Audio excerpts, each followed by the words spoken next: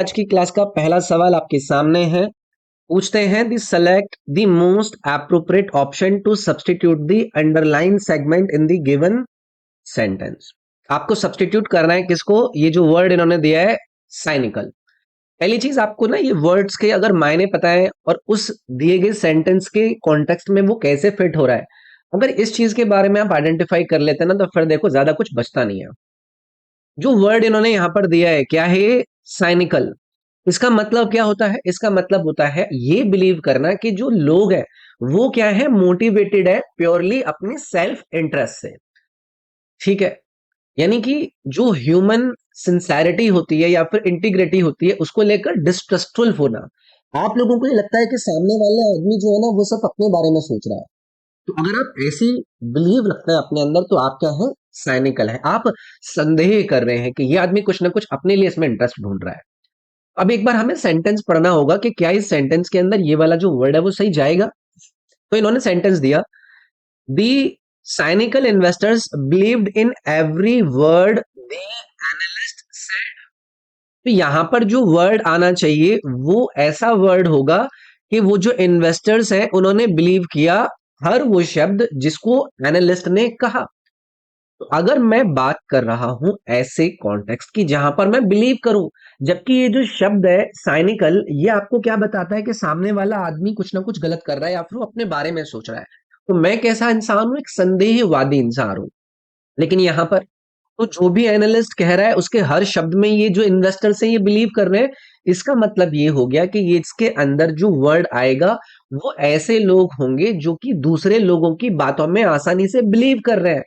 यहां पर वो संदेह नहीं कर रहे हैं, वरना यहां पर ये किसी भी एनालिस्ट के द्वारा कहे गए शब्द को बिलीव क्यों करते? तो एक बार यहां पर हम सभी वर्ड्स देखेंगे।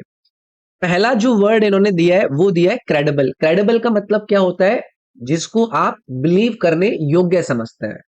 कोई चीज जो कि बिलीव करने योग्य है, तो ये बिलीव करने योग्य इन्वेस्टर्स को लेकर कोई कॉन्टेक्स्ट तो यहाँ पर सही नहीं बैठ रहा ना। कॉन्टेक्स्ट यहाँ पर कौन सा बैठ रहा है कि एक ऐसा आदमी जो कि सामने वाले में बिलीव कर ले।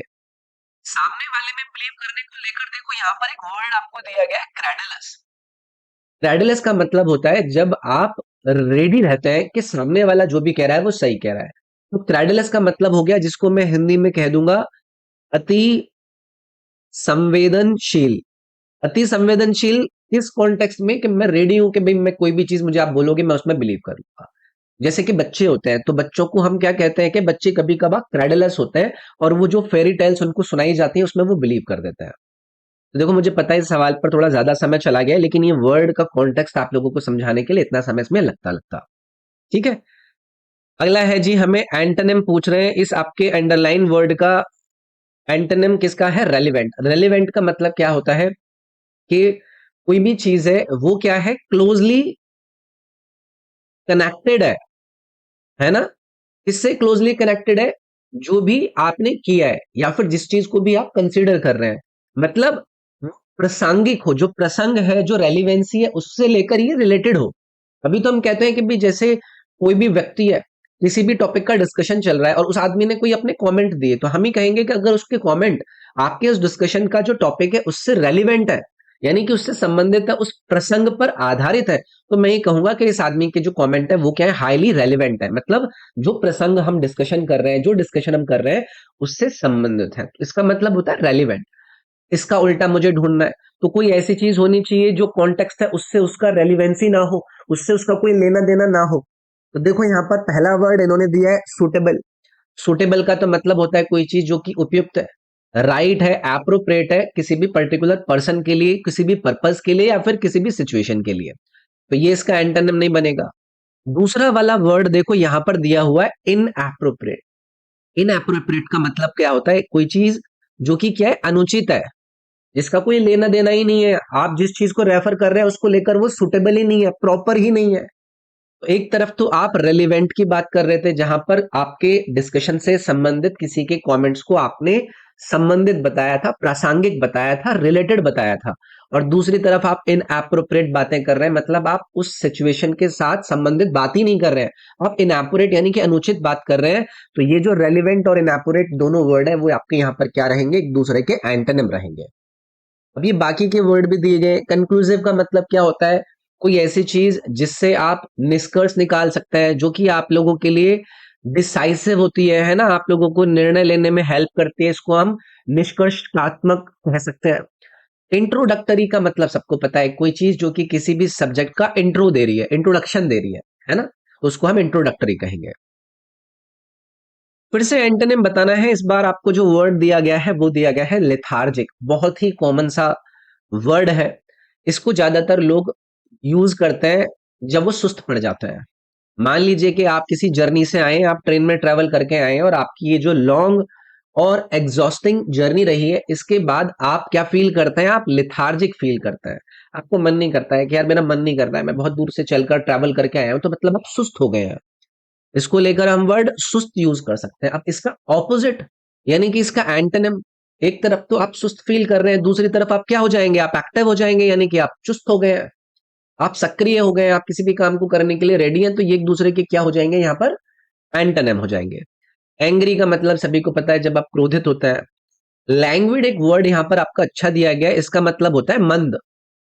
जब आप एक ऐसा डिसइंक्लिनेशन शो करते हैं आपकी फिजिकल एक्सर्शन या फिर एफर्ट के लिए, आप क्या है वहां पर मंद है, आप धीरे धीरे काम कर रहे हैं, आप इसको इधर उठा कर रख देंगे। जैसे कि कोई लड़की है, वो काम नहीं करना चाहती है, वो अपनी कामनेस को एंजॉय कर रही है, तो वो क्या करती है? वो धीरे धीरे चल के काम करती है, ये कर देती हूँ, ये कर देती हूँ। तो मैं कहूंगा कि she walked at a languid pace, वो धीरे धीरे चल रही है और वो अपनी कामनेस को एंजॉय कर रही है। मॉडरेट का मतलब क्या होता है? जो चीज मध्यम होती है, यानी कि जिसको मैं एवरेज कह सकता हूं अमाउंट में। Something which is average in amount will be known as moderate. तो यहां पर लेथार्जिक और एक्टिव जो आपके दो वर्ड थे, ये एक दूसरे के एंटोनिम रहेंगे। ये भाई आपके चार सेंटेंस दिए गए हैं, इनको लॉजिकल सीक्वेंस में आप लोगों को अरेंज करना है। पहले इन सभी को पढ़ेंगे। ये बोल रहे हैं कि unlock their potential, empowers individuals to and shape their future, the power of education. आप लोग मुझे बताइए कि क्या इसमें इंट्रोडक्शन या फिर जो बिगनिंग है कंप्लीट सेंटेंस की, वो आपके इस आर वाले स्टेटमेंट से नहीं होगी, द पावर ऑफ एजुकेशन, क्योंकि यहीं से आपका जो लॉजिकली इस सेंटेंस का स्टार्टिंग होना चाहिए वो आपको मिल रहा है। द पावर ऑफ एजुकेशन क्या करती है? द पावर ऑफ एजुकेशन ये एम्पावर करती है एक इंडिविजुअल को टू, यानी कि क्या करने के लिए? उसके पोटेंशियल को अनलॉक करने के लिए। और क्या करने के लिए? और उसके फ्यूचर को शेप करने के लिए। तो देखो बन गया सही यहां पर sentence. The power of education empowers individuals to unlock their potential and shape their future। तो RQPO जो कि यहां पर थर्ड वाले सेंटेंस में आपको दिया गया था, ऑप्शन में दिया गया था, आपका सही बैठेगा। Select the most appropriate option to substitute the underline segment. इसको आपको क्या करना है? सब्स्टिट्यूट करना है। Athens was suffering under the rule of a powerful small group that had no concern for the people's welfare। एक तरीके से इसको आपको वन वर्ड सब्स्टिट्यूट करना है। अगर मैं ये कहूंगा पावरफुल स्मॉल ग्रुप, तो एक ऐसा ग्रुप जो कि छोटा है और वो आपका किसी बड़ी जगह पर क्या कर रहा है? रूल कर रहा है। तो मैं इसको किस प्रकार से रेफर कर सकता हूं? एक ओलिगार्की के रूप में रेफर कर सकता हूं ना। ओलिगार्की का मतलब क्या हो गया, जिसको हम हिंदी में कह देते हैं कुलीन तंत्र, यानी कि एक स्मॉल ग्रुप ऑफ पीपल का कंट्रोल किसी भी ऑर्गेनाइजेशन या फिर किसी भी रीजन पे होना, उसको कहा जाता है ओलिगार्की। तो पावरफुल स्मॉल ग्रुप को लेकर आप यहां पर ओलिगार्की वाला जो ऑप्शन है उसको सब्स्टिट्यूट कर सकते हैं। मोनार्की का मतलब क्या हो जाता है? यहाँ पर मोनार्क रूल कर रहा होता है, इसको हम राजशाही कह देते हैं भाई। राजा यहाँ पर रूलर होता है ना। एक फॉर्म ऑफ गवर्नमेंट जहां पर मोनार्क हेड होता है। फिर यहाँ पर एक वर्ड दिया गया है मिशनरी। मिशनरी क्या होता है? ये धर्म प्रचारक होता है। ऐसा व्यक्ति जो कि रिलीजियस जो मिशन होते हैं उनको क्या करता है? भेजता है, सो दैट कि क्रिश्चियनिटी को स्पेशली किसी फॉरेन कंट्री के अंदर वो प्रमोट कर सके। डेमोक्रेसी को आप जानते ही हैं, ये लोकतंत्र होता है, यहाँ पर जो लोग होता है उनके हाथों में पावर होती है ना। तो ये हो गया। Select the most appropriate option जो कि सब्स्टिट्यूट कर सकता है इस अंडरलाइन सेगमेंट को। Ranjeet failed in all his exams as he had been addicted of social media. देखो सेंटेंस के स्ट्रक्चर को आप लोगों को यहाँ पर देखना है कि सेंटेंस स्टार्ट कैसे हो रहा है और फिर जो अंडरलाइन सेगमेंट है वो कहां पर ये लोग यूज कर रहे हैं। Ranjeet failed in all his exams, तो रंजीत भाई साहब अपने सभी परीक्षाओं में क्या हो गए? फेल हो गए, है ना। As he had been addicted of social media, ये ऑफ थोड़ी ना आएगा, अडिक्टेड टू फ्रेज आएगा ना यहाँ पर। तो आपको ऑफ को रिप्लेस करना है टू से, तो टू आपका देखो यहां पर इन्होंने किया है, तो आपका ए वाला सेगमेंट इसमें सही हो जाएगा। ठीक है, select the most appropriate option जो कि रेक्टिफाई कर सकता है इनकरेक्टली स्पेल्ड ओ की इन्होंने सेंटेंस के अंदर आपको दिया है एकोमोडेट। एकोमोडेट का मतलब क्या होता है, जहां पर आप जो स्पेस होता है या फिर जो जगह होती है किसी के लिए भी वो उसको प्रोवाइड करे, है ना, किसी चीज को क्या कर देना, समायोजित कर देना, समायोजित करना, एकोमोडेट कर लेना। जैसे कि कोई होटल है, उस होटल के अंदर 500 कमरे हैं, तो 500 कमरे का मतलब क्या है कि वो जो होटल है वो एकोमोडेट कर सकता है उन 500 गेस्ट को। ओके, अब इसकी स्पेलिंग आप लोगों को पता होनी चाहिए, तो स्पेलिंग आप याद रखिएगा, ए डबल सी ओ फिर डबल एम आएगा आपका, फिर O D A T, accommodate. तो ये जो पहला वाला ऑप्शन है ये करेक्ट स्पेल्ट इसका बनेगा। सेलेक्ट दी सेंटेंस जो कि इसके पैसिव वॉइस को एक्सप्रेस करता है, कुछ भी नहीं करना होता है इस केस के अंदर, आपको बस देखना होगा कि आपका जो ऑब्जेक्ट है वो क्या कर रहा है ना। तो सेंटेंस है, अच्छा इसमें बताना है कि वो सेंटेंस कौन सा है जो कि पैसिव वॉइस के अंदर आपका एक्सप्रेस किया गया है। पैसिव वॉइस का स्ट्रक्चर क्या होता है, जो ऑब्जेक्ट होता है आपका एक्टिव वॉइस का सेंटेंस के अंदर वो क्या बन जाता है, सब्जेक्ट बन जाता है पैसिव वॉइस सेंटेंस के अंदर। इस केस में आप लोग एक एक करके देखिए सारे स्टेटमेंट्स को। पहला है children are participating in sand art competition, क्या ये पैसिव फॉर्मेट में आपको नजर आ रहा है, तो जो डूअर है ऑफ द एक्शन का उसको मेंशन होना चाहिए था, है ना। I prefer tea to coffee, okay, she sketches beautifully, okay. देखो ये तीसरा चौथा वाला देखो, the consignment was delivered yesterday, इसको एक्टिव वॉइस के अंदर इन्होंने अगर डिलीवर करना होता तो ये क्या करते कि the consignment was delivered yesterday, है ना। तो पैसिव वॉइस के अंदर तो यही वाला है ना, यस्टरडे आपका आ गया, वॉज डिलीवर्ड आ गया, तो इसमें ये वाला जो फोर्थ वाला सेगमेंट है ना ये पैसिव वॉइस में जाएगा ना यार है ना, क्योंकि जिसमें एक्शन है वो आपका सब्जेक्ट के ऊपर हो रहा है और सब्जेक्ट आपका यहाँ पर कंसाइनमेंट नजर आ रहा है, बाई वाली चीज नहीं है, तो इसमें फोर्थ ऑप्शन जो है वो आपका पैसिव वॉइस में एक्सप्रेस करा गया भाई। सेलेक्ट द ऑप्शन जिसको आप वन वर्ड सब्सटीट्यूट के रूप में यूज कर सकते हैं, क्या है, the evening time when the sun has just set and it is almost dark, तो आपकी शाम का वो समय जहां पर जो सन है वो जस्ट छिप गया है और वो ऑलमोस्ट अंधेरा होने वाला है, तो इसको संध्या कहा जाता है ना, इसको डस्क कहा जाता है। ये बी वाला ऑप्शन इसमें रहेगा। डस्क और डैन में आप लोगों को कंफ्यूज नहीं होना है, डॉन का मतलब होता है भोर आदि, भोर जिसको कहते हैं, जब आपका सनराइज से पहले थोड़ा सा उजाला नजर आता है ना तो उसको कहते हैं कि डॉन। ठीक है, और सेम इसका ऑपोजिट डस्क, जहां पर सन जस्ट छुपा है और आपको हल्की हल्की डार्कनेस नजर आने लग गई है, तो इन दोनों चीजों को याद रखेंगे। ठीक है, सिनोनिम बताना है, वर्ड इन्होंने दिया है आपको डॉज, आसान वर्ड है डॉज, जैसे कि बुलेट किसी पर फायर करी जाती है ना, तो वो बुलेट से ऐसे बचता है, या फिर कोई बॉक्सर है, बॉक्सर अपने पंचेस मार रहा है सामने वाले ओपोनेंट को, तो वो ओपोनेंट क्या है उसके जो पंचेस हैं उसको डॉज कर रहा है, डॉज का मतलब हो जाता है मतलब बचना। ठीक है, अब इसका सिनोनिम मुझे ढूंढना है, तो अवॉइड का मतलब भी क्या हो जाता है, बचना, तो ये दोनों इसके अंदर क्या होंगे आपके सिनोनिम हो जाएंगे।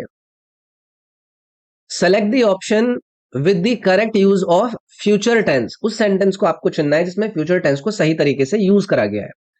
By next December I will be completed 6 years in this home, I will be completed, I will be completed नहीं होगा, आई विल हैव कंप्लीटेड होना चाहिए था ना, तो विल हैव बीन भी नहीं होगा, I will have completed 6 years, तो by next December, by next December I will have complete, complete नहीं कंप्लीटेड होना चाहिए ना, तो by next December I will have completed 6 years in this home, मतलब अगले साल के दिसंबर तक मैं इस घर के अंदर 6 साल पूरे कर चुका होऊंगा तो यहाँ पर चौथा वाला ऑप्शन आपका इसके फ्यूचर सेगमेंट को सही तरीके से एक्सप्लेन कर रहा है। एंटोनिम बताना है भाई, आपको वर्ड दिया गया है जाइप्स, जाइप्स का मतलब होता है किसी का मजाक उड़ाना, है ना, जैसे आजकल तो ये बहुत ज्यादा चलता है ना, मान लो कि बच्चे गेम खेल रहे हैं और गेम खेलते हुए एक दूसरे का मजाक उड़ा रहे हैं, तो हम कैसे कहेंगे कि जो किड्स है वो एक्सचेंज कर रहे हैं जाइप्स को ड्यूरिंग द गेम, तो जाइप्स मतलब एक दूसरे का उपहास उड़ाना, मजाक उड़ाना। इसका एंटोनिम मुझे ढूंढना है, तो एंटोनिम को लेकर देखो, पहला इन्होंने वर्ड दिया है इंस्पिरेशन इंस्पिरेशन का मतलब तो प्रेरणा होता है, ये वाला नहीं रहेगा। कॉन्ट्राडिक्ट का मतलब क्या होता है? किसी के साथ आपका विरोधाभास। आप किसी के साथ क्या कर रहे हो? अपना एक ऐसा जो भी कोई स्टेटमेंट है उसको कॉन्ट्राडिक्ट कर रहे हो, मतलब आप मान नहीं रहे हो, आप विरोध कर रहे हो। फिर है कंसोलेशन। कंसोलेशन का जो वर्ड यहां पर इन्होंने दिया है वो सही एंटोनिम जाएगा आपके इस जाइब के साथ। कंसोलेशन का मतलब क्या होता है? किसी को सांत्वना देना। एक तरफ तो आप किसी का मजाक उड़ा रहे हो और दूसरी तरफ आप उसको सांत्वना दे रहे हो, तो एक दूसरे के क्या हो गए? ऑपोजिट हो गए ना। मौकरी का मतलब भी क्या होता है? मजाक उड़ाना। तो यहाँ पर कंसोलेशन और जो जाइब्स वर्ड है ये एक दूसरे के क्या हो जाएंगे? एंटोनिम हो जाएंगे। ठीक है। अंडरलाइंड ईडीएम का आपको मतलब बताना है। अ जॉन्डिस्ड आई। आसान है। जब कभी भी अ जॉन्डिस्ड आई का आप लोगों को मीनिंग दिया जाए तो याद रखिएगा यहां पर आप रिसेंटमेंट की फीलिंग रख रहे हैं, यानी कि आप थोड़ा सा ना अपने अंदर एक इस प्रकार का यू नो सेंस लेकर आए हैं कि आपको दूसरा वाला इंसान ना पसंद नहीं है ना। तो रिसेंटमेंट मतलब आपको ठीक नहीं लग रहा है वो। तो जॉन्डिस डाई का मतलब, जॉन्डिस जैसे आपको बीमारी हो जाती है, कुछ इश्यू हो जाता है, तो उसमें क्या है ना, आपकी आंखों में दूसरा वाला खटकने लग गया है, आपको मन नहीं कर रहा कि मैं इसके साथ बात करूं। तो किसी के साथ आप जब पीछे हटते हैं बात करने से तो उसको हम जॉन्डिस आई के रूप में रेफरेंस करेंगे। तो रिसेंटमेंट वाला जो वर्ड है वो आपका यहाँ पर जाएगा। करेक्ट स्पेलिंग आपको भरनी है किसकी? एक्यूरेटली की। तो एक्यूरेटली की करेक्ट स्पेलिंग ये वाली जाएगी ना भाई इसमें। साफ साफ दिख रहा है एक्यूरेटली मतलब कोई चीज जो कि आपके द्वारा सटीक साथ से करी गई है। ठीक है। The following sentence has been divided into 4 segment. Sentence को पढ़ेंगे। Mister Suman asked me to pay my luggages. Luggages, अब आप लोग बताइए कि जो लगेजेस यहाँ पर दिया है ये क्या है? लगेज क्या होता है? एक अनकाउंटेबल नाउन होता है, तो इसका प्लूरल फॉर्म नहीं बनता है, तो सिर्फ लगेज होना चाहिए था। ठीक है, सिर्फ लगेज होना चाहिए था, लगेज नहीं, तो प्लूरल नहीं बनता है लगेज का। एंटोनिम बताना है किसका? आपका ऑस्टेंटेशियस। ऑस्टेंटेशियस वर्ड पर पहले भी हम चर्चा कर चुके हैं। जब कभी भी इस शब्द को आप देखेंगे तो इसका मतलब होता है कोई चीज जिसको आप किस प्रकार से करेक्टराइज कर रहे हैं, उसके वल्गर डिस्प्ले से या फिर उसके प्रोटेंशियस डिस्प्ले से, सो दैट के सामने वाले को वो क्या करना चाहता है? करेक्ट करना चाहता है, लेकिन अंदर से वो आदमी क्या है ना, सही नहीं है। तो हम ये कह सकते हैं कि वो बनावटी है, या फिर मैं उसको हिंदी में कह देंगे आडंबरपूर्ण। ठीक है, तो ये होता है ऑस्टेंशियस, जहां पर आप कुछ ऐसा डिस्प्ले कर रहे हैं जो कि आप एक्चुअली में है नहीं। अब इसका एंटोनिम मुझे ढूंढना है, तो देखो यहाँ पर एक वर्ड दिया गया है आपको, रिस्ट्रेंट। रिस्ट्रेंट का मतलब क्या हो जाता है? इसको हम कैसे करेक्टराइज करेंगे कि कोई रिजर्व है, कोई अनइमोशनल है, वो चाहता नहीं सामने वाले को इम्प्रेस करना या फिर किसी के नोटिस को अट्रैक्ट करना। तो एक तरफ तो ऑस्टेंटेशियस रह के आप अपने आप को इस प्रकार से डिस्प्ले कर रहे हैं कि वो आपसे इंप्रेस हो जाए, और दूसरी तरफ से आप क्या है? डिस्ट्रेंड है, आपको मन ही नहीं कर रहा है। ठीक है, सामने वाला जो कर रहा है उसको वो करने देंगे। ये एक दूसरे के क्या हो जाएंगे? इसमें एंटोनिम हो जाएंगे। ठीक है। Select the option that expresses. इस सेंटेंस को पैसिव वॉइस के अंदर the baker bake the cake, क्या बनेगा? ये जो आपका द केक है ये ऑब्जेक्ट है, ये आपका शुरुआत में चला जाएगा, और जो बेक्ड है उसको हम क्या कहेंगे? Was baked. So the cake was baked by the baker, ये जो चौथा वाला ऑप्शन है ये आपका सही चला जाएगा इसमें। ओके। सेलेक्ट द ऑप्शन जिसको आप यूज कर सकते हैं वन वर्ड सब्स्टिट्यूट के रूप में। प्लेस टू पार्क एरोप्लेन्स, जहां पर एरोप्लेन्स को पार्क किया जाता है उनको कहा जाता है हैंगर। याद रखिएगा, जरूरी नहीं है ये वही हैंगर होंगे जिस पर आपके कपड़े टंगेंगे टंगेंगे। हैंगर वो भी जगह होती है जहां पर जो एरोप्लेन्स होते हैं उनको पार्क किया जाता है। ये GAR होता है, इसमें ये भी याद रखिएगा। ठीक है। ये जो ER वाला है यहाँ पर आप कपड़े टांगेंगे, ये जो A है यहाँ पर आप एरोप्लेन को टांगेंगे। टांगेंगे मतलब उनको खड़ा करेंगे। डिपोट का मतलब तो सबको पता है, जहां पर बस जो होती है या फिर जो ट्रेन वगैरह होती है वो खड़ी होती है। शेड का मतलब होता है छप्पर। ठीक है, तो ये आपको याद रखना है। आपको सिनोनिम बताना है। वर्ड आपको दिया गया है डिसिपेट। डिसिपेट का मतलब बहुत कॉमन है, कोई चीज जो कि बिखर जाए, है ना, और डिसअपियर हो जाए। तो कोई चीज जो कि वैनिश हो जाती है, डिसिपेट हो जाती है, फैल कर, तो हम क्या कहेंगे? उसको डिसिपेट कहेंगे। जैसे कि अम, आप लोग देखते हैं कि सर्दियों के अंदर फॉग निकलता है, और जैसे ही सन निकलता है तो ये जो आपका फॉग होता है ये क्या हो जाता है? डिसिपेट हो जाता है। तो हम इसको कैसे सेंटेंस में यूज कर सकते हैं? The fog will dissipate as the sun rises highly, यार, हायर इन द स्काई। जैसे जैसे सन हायर आपका स्काई के अंदर जाएगा तो जो फॉग है वो आपका क्या हो जाएगा? डिसिपेट हो जाएगा, यानी कि डिसअपियर हो जाएगा, स्प्रेड आउट होके। तो यहाँ पर इसका सिनोनिम मुझे ढूंढना है।